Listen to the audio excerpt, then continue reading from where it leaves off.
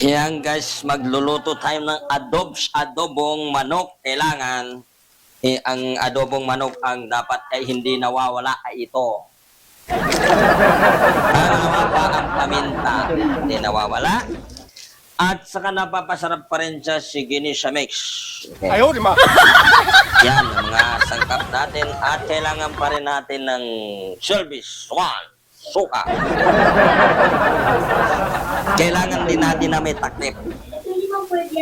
Ayaw, di ma. Kailangan pa rin halo-haloin bago natin lagyan ng suka, bago natin lagyan ng toyo. Kailangan pinalambot muna natin ng barok. Takpan natin ulit. Ilang seconds. Buksan ang toyo. Ayaw, di ma. Ganun lang pabukas. At buksan din natin to pero mamaya pa ilalagay yung ginisang net. Magic sarap. Oh. Yan. Binuksan para naka-alert and ready and handa. Ayaw, di ma. Ayan. Ganyan na mga guys. At kailangan natin mahabang sandok. Ayaw, di ma. Para hindi tayo maino ng init. Oh. Huwag mo nang lagyan ng tubig ang adobo kasi may tubig na yan. Palakasin ng konti ang apoy. Buhusan ng toyo. Buksan ang manok. Ayan. Yan, ibubuhos natin ng toyo. Huwag ubusin, baka masobrang ka ng alat. Takpan ulit para kumulo. Ganyan lang mga idol magluto. Ayaw, di ma. Lakasan konti ng apoy para mabilis kung ikaw po ay nagmamadali. Ayaw, di ma.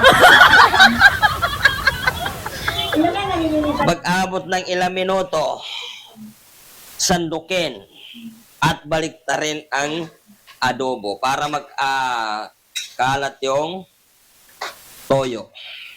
Yan. Para makahalo-halo sa katawan ng manok. Chicken manok. Okay, ganyan Ayaw, lang di yan. ma. Para yung katawan ng makapaligod dito sa na manok. Pagkatapos nating sandukin, takpan ulit. Tingnan ng apoy kung malakas. Kung hindi gano'ng malakas, pwede mo pandagdagan. Hintayin natin ang kumulo.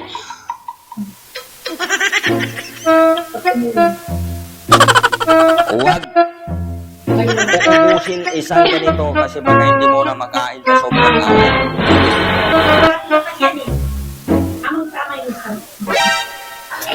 Ihanda ang paminta.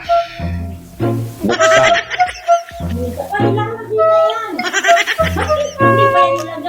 Ang paminta para mabubuhos. Yan. Ayan. Ayan. Ayan.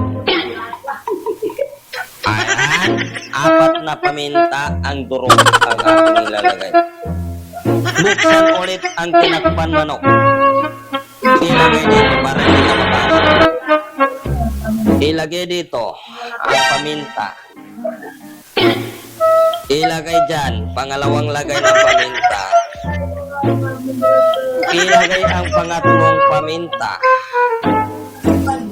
Ilagay ang pang-apat na paminta. Bago nating baliktarin ang manok, magkaano ng basahan para ikaw ay hindi mapasok. Baliktarin yan.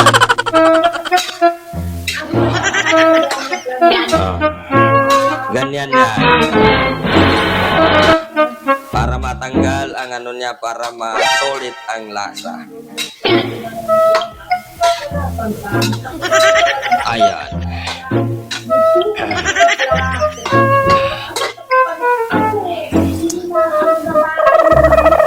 Kung gusto mo meron pang lasang kung nalagyan ng konting suka, selfish one.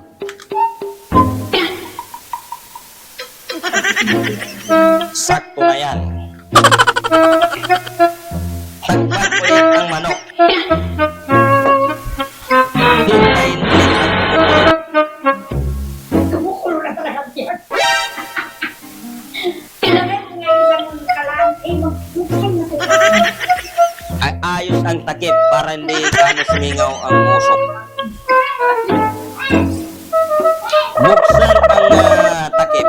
Dali lang ang uso yan. Ilagay dito ang takip. Lagyan ng magic sarap. Huwag mo na natin ubusin. Sandok balik ta rin. Kailangan mo pa rin ang basahan. Balik ta rin ang linulutong manok. Ayan.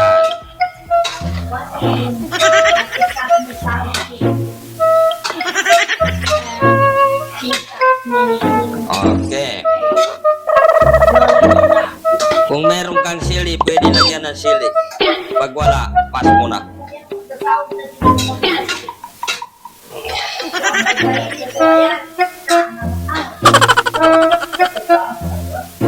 Subukan. Sulit ang sarap. Takpan ulit para maano ang adobo.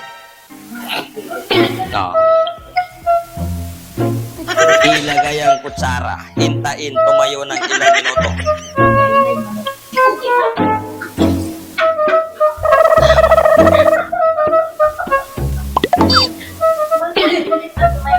Silipin ang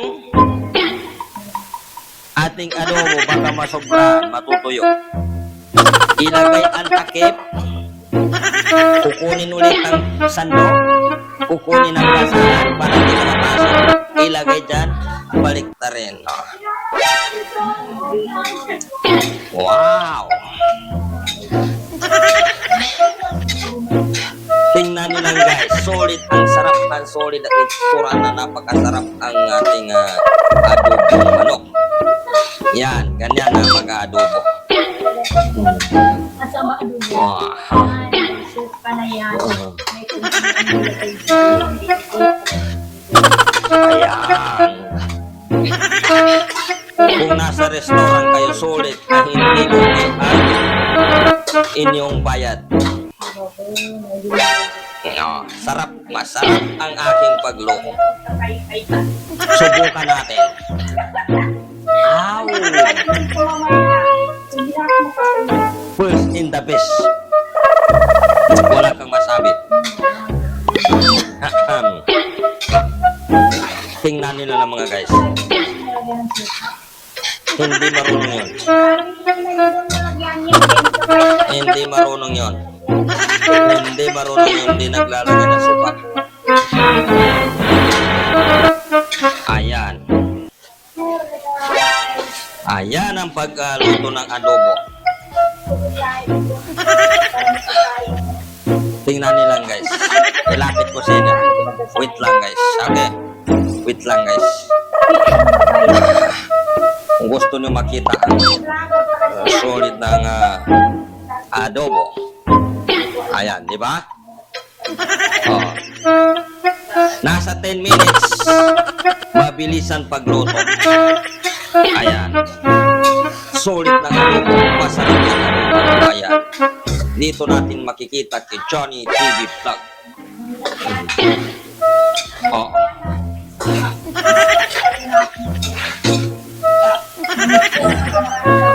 Ayan ang solid na adobo. Pinatay ko ang apoy.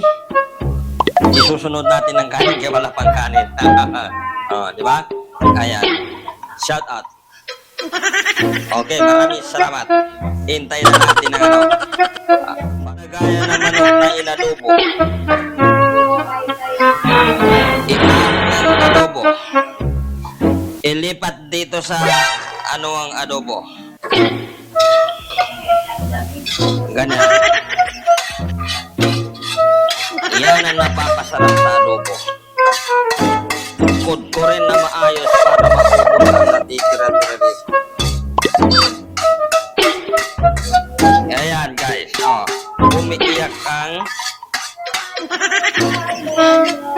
Umiiyak ang kawali. Isibat ang kawali.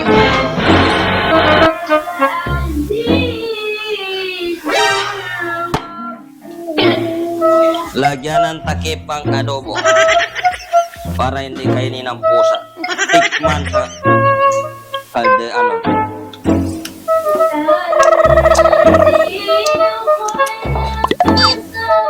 ilagay ang adobo dito sa gilid.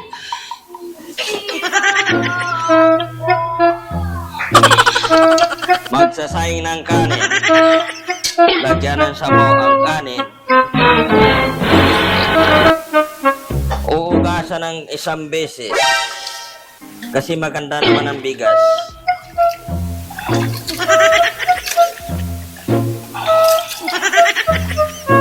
Ugasan ng bigas. Ibuhos ba tapos ugasan. Yun. Natapos natin ibuhos ang tubig. Lagyan ulit natin ng tubig.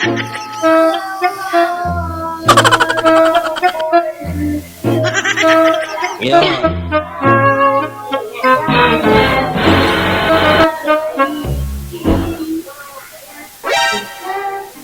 Panatilihin ng tama ang tubig para maluto na maayos ang kanin. Sindihan ang kalan para makapagluto. Ayan. Ilagay ang inuugasan ng kanin sa kaldero. Tatakpan ang kaldero. Lakasan ng konti ang apoy para mabilis. Hintayin natin ng ilang seconds para maluto.